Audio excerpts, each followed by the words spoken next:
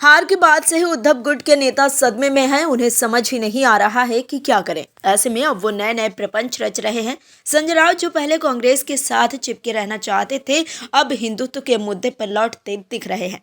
लगता है कि उद्धव ठाकरे ने समझा दिया है कि पार्टी में रहना है तो हिंदुत्व के मुद्दे पर लौटना होगा। ऐसे में अब वो ये दिखाने की कोशिश कर रहे हैं कि वो हिंदुत्व के सबसे बड़े रक्षक हैं। लेकिन अब वो लोगों के बीच भ्रम फैलाने चले थे, लेकिन उन्हें करारा जवाब मिल गया है।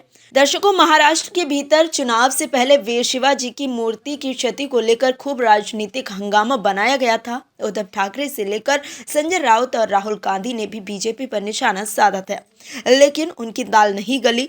दर्शकों, बहादुरी, साहस और पराक्रम और उसको मानने वाले लोगों को राज्य और देश की सीमा में बांध कर नहीं रखा जा सकता है। लेकिन ये बात महाराष्ट्र के विपक्ष को समझ नहीं आ रही है।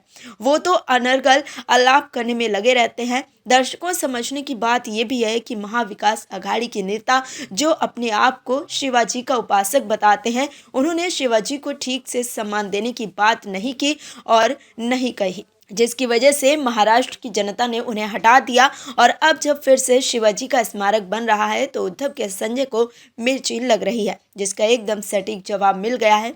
क्या है खबर, बताते हैं आपको इस रिपोर्ट में।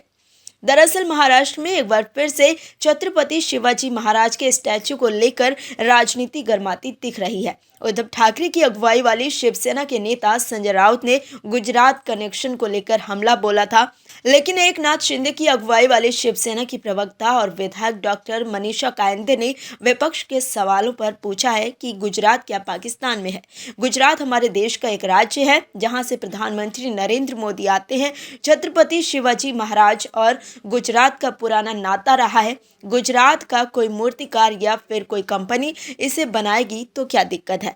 महाराष्ट्र चुनावों में करारी हार के बाद भी विपक्ष के द्वारा परभणी हिंसा के साथ छत्रपति शिवाजी महाराज की प्रतिमा का मामला सदन में उठ सकता है।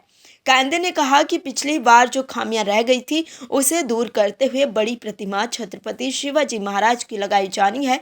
अच्छे कार्य के लिए सपोर्ट करना चाहिए। संजय राउत महाराष्ट्र में एमबीए की हार के बाद महायुति पर हमलावर है। वे कई बार ईवीएम में गड़बड़ी का आरोप लगा चुके हैं। राउत ने कहा था कि नागपुर के संघ मुख्यालय के बाहर ईवीएम का मंदिर बनना चाहिए। महाराष्ट्र में विधानसभा चुनावों के ऐलान से पहले सिंधु दुर्ग जिले के राजकोट फोर्ट पर लगी शिवाजी की प्रतिमा गिर गई थी। इसके बाद काफी ज्यादा राजनीतिक गरमाई थी। विपक्ष ने तब इसे बड़ा मुद्दा बनाया था।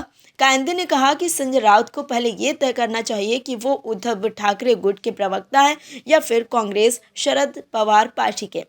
कायंदे ने आगे कहा कि संजय राउत के बयानों पर प्रतिक्रिया देने की जरूरत नहीं है, क्योंकि वो बिना सोचे कुछ भी बयान देते हैं। दर्शकों, समझने की बात यह है कि संजय राउत सिर्फ अनर्गल आलाप को लोगों को गुमराह करने की कोशिश कर रहे हैं। उनके अंतर्मन शिवाजी को सम्मान देने की बात ही नहीं है। संजय राउत कोशिश कर रहे हैं कि अब महाराष्ट्र के लोगों को गुजरात के नाम पर भड़का दें।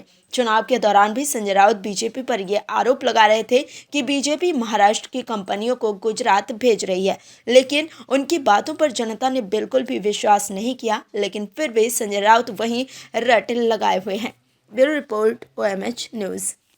आप दर्शकों से विनम्र निवेदन है कि चैनल को सब्सक्राइब जरूर करें